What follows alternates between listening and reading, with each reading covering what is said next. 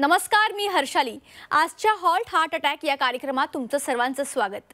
हृदयविकार थांबवण्यासाठी, त्याचं प्रमाण कमी करण्यासाठी, हृदय व रक्तवाहिन्यांसंबंधित आणि मधुमेहासंबंधी माहिती जास्तीत जास्त लोकांपर्यंत पोहोचवण्यासाठी या USVचा एक विशेष उपक्रम आहे. अनियमित दैनंदिन जीवनशैली, अयोग्य आहार यामुळे भारतामध्ये हृदयविकाराच्या झटक्यांचं प्रमाण मोठ्या प्रमाणात वाढत चाललंय.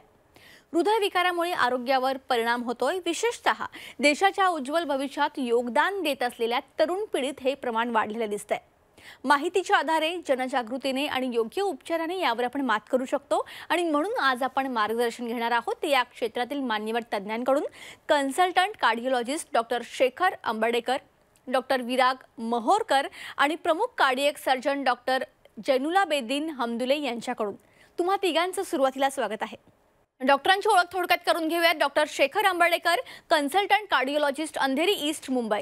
Doctor Virag Mohorkar, consultant cardiologist, Avanti institute of cardiology private limited, Nagpur. आणि doctor Zainulabeddin Hamdule, consultant cardiothoracic surgeon आहेत, जे मुंबईतील डॉक्टर हमदुलेज कार्डियक सेंटर मुंबईमध्ये कार्यरत आहेत. Consultant cardiothoracic surgeon doctor Hamdule's cardiac centre, Mumbai.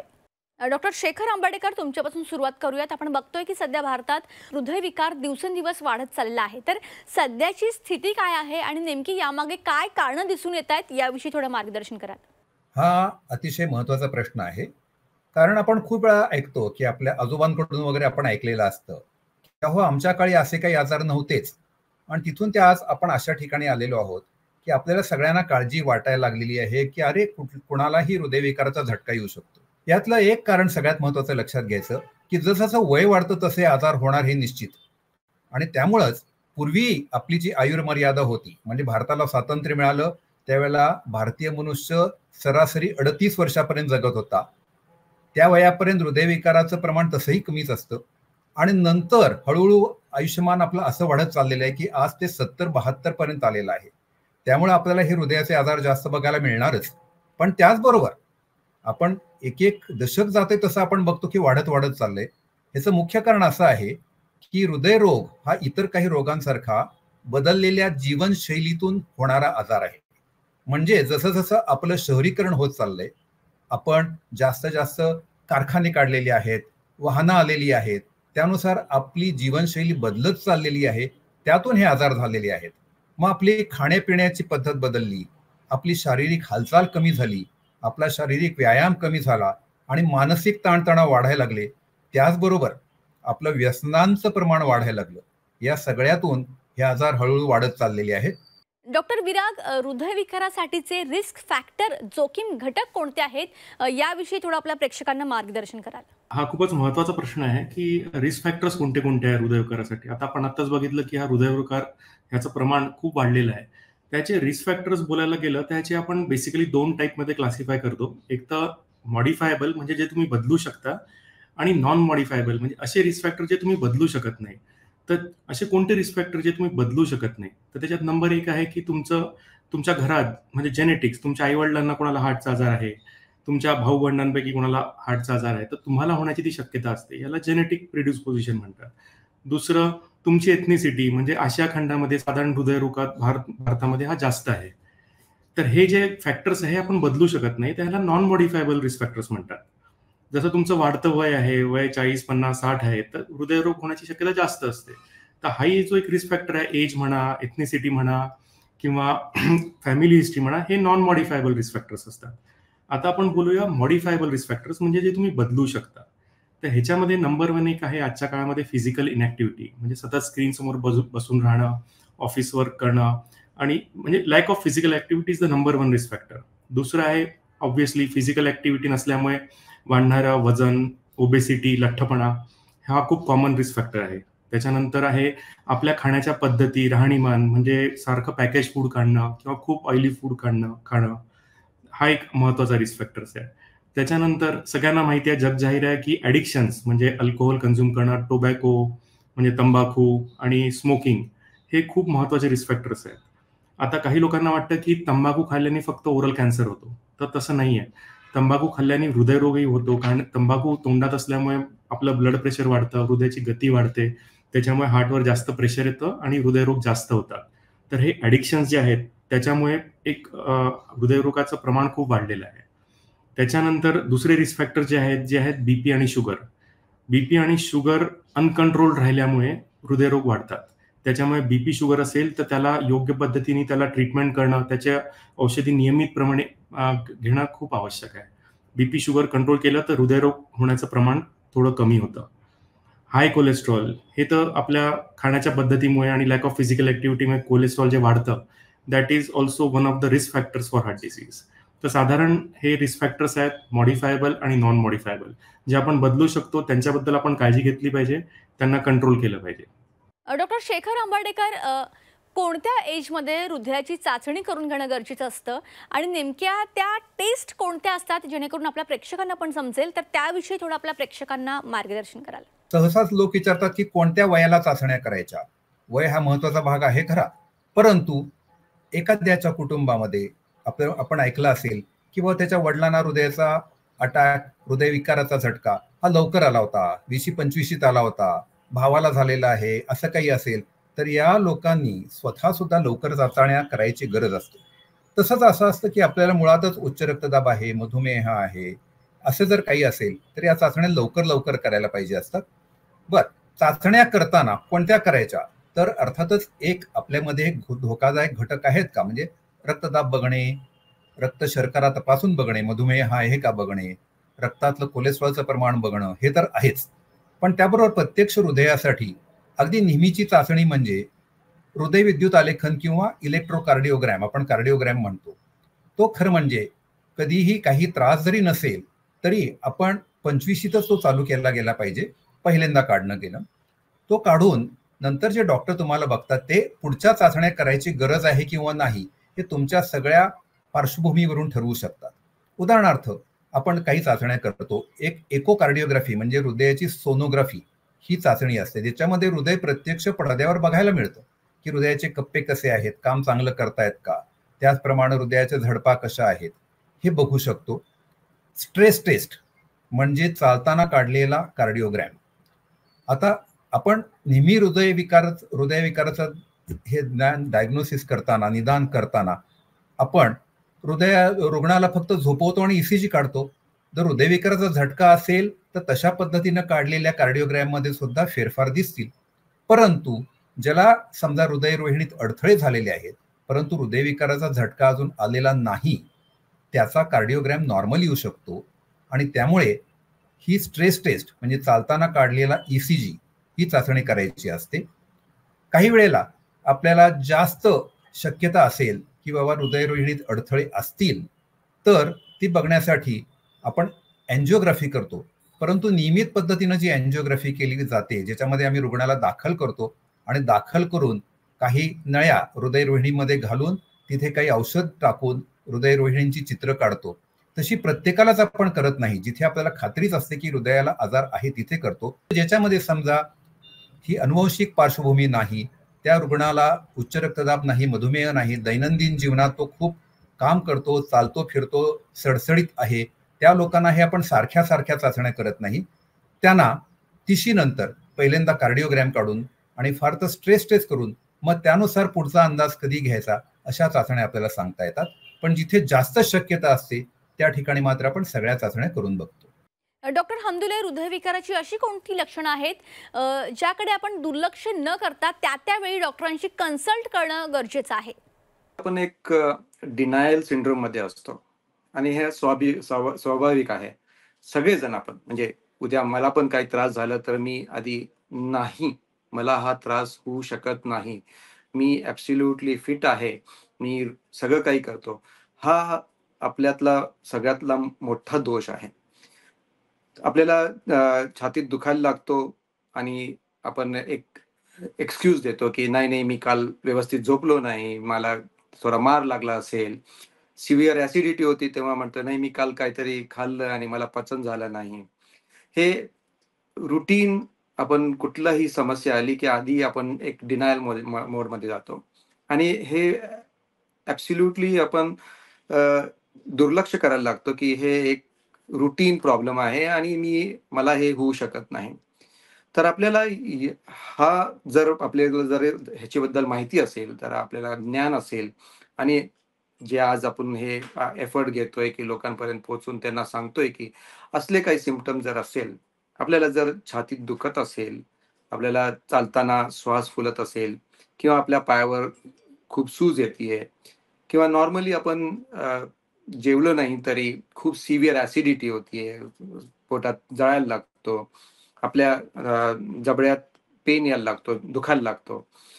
असले कधीही सिम्पटम्स असतील तर माझं सगळ्यांसाठी एक मेसेज आहे की ह्यांना दुर्लक्ष करू नका. आपण कुठल्याही डॉक्टरकडे गेला तर तो पहिला आपल्याकडे एक आपला ईसीजी काढेल. एक नॉर्मल ईसीजी येणे आपल्याला पत्करेल, पण आपण ह्याच्याकडे दुर्लक्ष करू नये. उद्या आपल्या छातीत दुखत असेल किंवा आपण एक थोडा पण चाललं की आपल्याला छातीत दुखायला लागला किंवा श्वास फुलायला लागले, ह्याला दुर्लक्ष करू नये. इव्हन टॉयलेटला गेल्यानंतर लगेच छाती भरायला लागते आणि दुखायला लागतं. थोडा पण टॉयलेटला गेल्यावर स्ट्रेन केलं की छाती भरून येते. किंवा आपण मार्केटला चाललो, नेहमी जात असतो आणि आपल्याला कधी प्रॉब्लेम नाही आणि सडनली हा नवीन सिम्पटम्स आलाय की आता मी थोडा पण चाललं की मला थांबावं लागतोय. तर आणि दुसरं म्हटलं की जेवलं की आपल्याला सिव्हिअर ऍसिडिटी व्हायला लागली. असले काही सिम्पटम जर असतील तर प्लीज आपल्या डॉक्टरकडे जाऊन आपल्या हृदयाची तपासणी करून घ्यावी. डॉक्टर विराग, हृदयविकारांवर उपचार कोणते असतात आणि वेळीच आपण जर उपचार केले तर त्याचे काय फायदे होतात, त्याविषयी पण आपल्या प्रेक्षकांना मार्गदर्शन कराल? हा खूपच महत्वाचा प्रश्न आहे. हृदयविकार, हृदयाचा झटका म्हणजे हार्ट अटॅक ही एक कार्डियक इमर्जन्सी आहे. हे एकदा जसं आपण डायग्नोज करतात डॉक्टर, ह्याच्यासाठी पहिले ईसीजी करतात, इको करतात, त्याच्यावरनं निदान होतं की पेशंटला हार्ट अटॅक आलेला आहे. आता ही कार्डियक इमर्जन्सी असल्यामुळे ह्याच्यात वेळेला खूप महत्व आहे. हृदयविकाराचा झटका म्हणजे काय की हृदयाला सप्लाय करणारी, ब्लड सप्लाय करणारी जी आर्टरी आहे 3 असतात, त्याच्यातली एक आर्टरी 100% बंद होणं, त्याच्यामुळे पेशंटला हार्ट अटॅक येतो. आता ह्याच्यात time is equal to muscle म्हणजे काय की जेवढा आपण याच्यात वेळ घालवू, म्हणजे याचाच अर्थ तेवढा वेळ ब्लड सप्लाय हार्टला थांबलेला राहील आणि ती मसल डेड होऊन जाईल. आणि एकदा की काही काळ गेला, साधारण 5-6 तास झाले, त्याच्यानंतर आपण हा रक्तपुरवठा पूर्ववत सुरू जरी केला तरी त्याच्यामुळे होणारा फायदा मात्र कमी होत जातो आणि नुकसान वाढत जातं. त्याच्यामुळे मी परत परत सांगेन की वेळेला खूप महत्व असतं. बरेचदा काय होतं की पेशंट हॉस्पिटलमध्ये आल्यानंतर डॉक्टर घाई करतात, लवकर सांगा, ऍडमिट करायचं आहे, लवकर ट्रीटमेंट करणं गरजेचं आहे. तर पेशंटला किंवा लोकांना असं वाटतं की हे फोर्स करतात आहे. पण ह्याच्यात डॉक्टरला किंवा कार्डिओलॉजिस्टला हे समजत असतं की याच्यात वेळेचं किती महत्व आहे, की जितका वेळ ती आर्टरी बंद राहील तेवढी ती मसल डेड होत जाईल. तर आता ह्याच्यात ट्रीटमेंट म्हणजे 2 उपाय असतात ह्याच्यात. एक तर असतं की रक्तपातकाराचे इंजेक्शन देणं. ह्याच्यात स्टेप्टोकायनेस किंवा रेटिप्लेज अशी इंजेक्शन्स असतात. ही साधारण 5,000 ते 40,000 पर्यंत ह्याची कॉस्ट असते, वेगवेगळ्या ब्रँडची असतात. आणि दुसरं ट्रीटमेंट जे असतं ज्याला गोल्ड स्टँडर्ड म्हणतात किंवा जे वर्ल्ड लेवलचं ट्रीटमेंट ज्याला म्हणतात की जे केलं पाहिजे ते असतं प्रायमरी अँजिओप्लास्टी. ह्याच्यात मात्र खर्च जास्त असतो, पण ह्याच्यात सक्सेस रेट हा 95% पेक्षा जास्त असतो. मी पहिली जी ट्रीटमेंट सांगितली, जे इंजेक्शनद्वारे रक्तपातक करण्याचं जे औषध आहे, त्याची एफिकसी जी आहे ती 70-75% असते. आणि प्रायमरी अँजिओप्लास्टी म्हणजे ह्याच्यात काय करतात की पेशंटला डायरेक्ट कॅथलॅबमध्ये नेतात, अँजिओग्राफी करून बघतात की कोणती नस बंद आहे आणि जी नस बंद आहे त्याला तेव्हाच्या तेव्हा उघडण्यात येतं. ह्या प्रक्रियेला प्रायमरी अँजिओप्लास्टी असं म्हणतात. तर हार्ट अटॅक किंवा हृदयविकाराचा झटका आल्यानंतर हे 2 ट्रीटमेंट ऑप्शन्स असतात. एक तर रक्तपातकाराचं इंजेक्शन देणं किंवा प्रायमरी अँजिओप्लास्टी करणं. आणि ह्या सगळ्या दोन्ही ट्रीटमेंटचा फायदा तेव्हाच होतो जेव्हा पहिल्या 12 तासात आणि उत्तम असेल पहिल्या 6 तासात ह्याचं ट्रीटमेंट समजा मिळालं किंवा ह्या 2 पैकी एक ऑप्शन निवडण्यात आलं आणि ते पूर्ण करण्यात आलं तर पेशंटला मॅक्झिमम फायदा होतो. डॉक्टर शेखर आंबेडकर, हृदयाचा झटका आणि कार्डियक अरेस्ट या दोन्हीमध्ये काय फरक आहे आणि त्याचबरोबर थोडं CPR बद्दल सुद्धा आपल्या प्रेक्षकांना सांगाल? एकंदरीत CPR कसं काम करतं? खूप वेळेला लोकांच्या मध्ये हा संभ्रम असतो, म्हणजे सगळ्यालाच हृदयविकाराचा झटका म्हणायचं का, किंवा काय काय लोक म्हणतात कार्डियक अरेस्ट. खूप वेळा आपण अशी बातमी पण ऐकतो की अमुक जण कार्डियक अरेस्टनी गेला आणि म्हणजेच सगळे लोक समजतात म्हणजेच हृदयविकाराचा झटका का. तर इथं हा फरक समजून घेण्याचं एक महत्व अतिशय आहे. कारण कार्डियक अरेस्टचा एकच अर्थ असा की हृदयाची क्रिया पूर्णपणे बंद पडणे. कुठलीही व्यक्ती कुठल्याही आजारानं जरी मरत असेल तरी शेवटी हृदय बंद पडून मरत असेल तर तो कार्डियक अरेस्टच आहे. परंतु हृदयविकाराचा झटका म्हणजे असं की हृदयाला रक्तपुरवठा करणाऱ्या एखाद्या शिरेला पूर्णपणे अडथळा येऊन हृदयाच्या एका भागाला रक्त अजिबात न मिळणे आणि त्यामुळं त्या भागाला, हृदयाच्या त्या भागाला जखम व्हायला लागणे आणि तो निकामी व्हायला लागणे म्हणजे हृदयविकाराचा झटका. आता हृदयविकाराच्या झटक्यामध्ये कार्डियक अरेस्ट होऊ शकतो का? तर हो, की हृदयविकाराच्या झटक्यामध्ये जेव्हा व्यक्ती दगावते, मृत्यू येतो, तो कार्डियक अरेस्टनी येईल. परंतु हृदयविकाराच्या झटक्याच्या प्रत्येक रुग्णाला कार्डियक अरेस्ट होतो असं नाही. आता CPR जे आपण बोलतो आहोत म्हणजेच काय, त्याचं पूर्ण नाव म्हणजे कार्डिओ पल्मनरी रिससिटेशन असं आहे. कार्डिओ म्हणजे हृदय, पल्मनरी म्हणजे फुफ्फुस आणि ती रिससिटेशन म्हणजे बंद पडलेली परत चालू करणे. तर ज्यांना कार्डियक अरेस्ट आलेला असतो आणि त्यामुळे त्यांची श्वसनक्रिया आणि हृदयक्रिया पूर्ण बंद असते, ती परत चालू करण्यासाठी आपण जे प्रयत्न करतो त्याला CPR म्हणतात. तर हृदयविकाराचा झटका आले की चला CPR करा असं लागत नाही. तर ज्यावेळेला कार्डियक अरेस्ट मात्र होईल त्यावेळेला मात्र CPR करायची लगेच गरज असते. आता ओळखायचं कसं? समजा आपण रस्त्यावर जात आहोत, एखादी व्यक्ती कोसळली असं दिसलं आणि आपण बघितलं अरे तो काही बोलत नाही, हलत नाही, तर हा कार्डियक अरेस्ट असू शकतो. परंतु अशा वेळेला आपण समजा त्याला विचारू शकतो, अरे कसा आहेस, आणि त्याच्याकडून काहीही प्रतिसाद येत नाही. शक्य झाल्याने आपण बघितलं की त्यांची कोणतीही नाडी सुद्धा लागत नाही, असं असेल तर तो कार्डियक अरेस्ट असू शकतो आणि अशा वेळेला आपण CPR करायचं असतं. थोडक्यात CPR हे थांबलेल्या हृदयाची क्रिया परत चालू करण्याची गोष्ट आहे. डॉक्टर हमदुले, तुमच्याकडे येते. डॉक्टर शेखर यांनी थोडक्यात सांगितलेलं आहेच, पण तरी सुद्धा CPRच्या मूलभूत पायऱ्या कोणत्या आहेत, स्टेप बाय स्टेप कशा पद्धतीने CPR काम करतं याविषयी थोडं सांगा. की एक व्यवस्थित केलेला CPR एक लाईफ सेव्ह करू शकतो. CPR मध्ये पण 2 प्रकारे असतात. आपल्याला एक बेसिक लाईफ सपोर्ट सिस्टम असते आणि एक ऍडव्हान्स लाईफ सपोर्ट असते. तर बेसिक लाईफ सपोर्ट हे सगळ्यांना माहित असायला पाहिजे आणि ऍडव्हान्स नॉर्मली मेडिकल प्रोफेशनल्सना माहिती असणे आवश्यक आहे. एकदा हृदय बंद झालं आणि रक्तपुरवठा आपल्या शरीरात बंद पडला तर आणि मेंदूला 3 मिनिट पर्यंत जर रक्तपुरवठा नाही झाला तर माणूस ब्रेन डेड होतो. त्यानंतर जरी आपला हार्ट परत आलं तरी हा माणूस ब्रेन डेड असतो. तर आपल्याला हे इमिजिएटली जसं आपल्या लक्षात आलं की ह्या माणसाचं हृदय बंद पडलाय, अजिबात त्याची पल्स लागत नाहीये.